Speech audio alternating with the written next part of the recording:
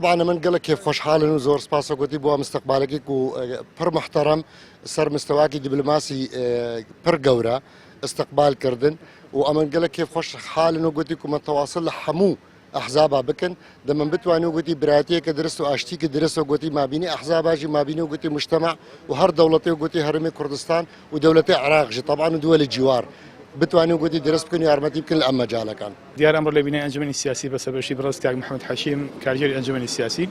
بيشوازي قال وفد شي رخلاوي أشتين ودولتي كاستافي بالاي رخلاوة كسداني كردستان ينكرو لا شوي لأن السياسي كان سداني أمر سداني كومالي إسلامي ينكر وديار رولي كومالي إسلامي لبروسيس سياسي وأشتواي لهذه كردستان برز نرخان كلما كان رابردوا كومالي إسلامي لسر آسي بالا رولي إيجابي بيني ولا بروسيس أشي لهذه كردستان وبوبونه شو بانجشتي فرمي كومالي إسلامي كلابو كونفرنس كلا بروجيكت شميدات ودسلماني دي بس وكو كونفرنس لشوي أشي دولتي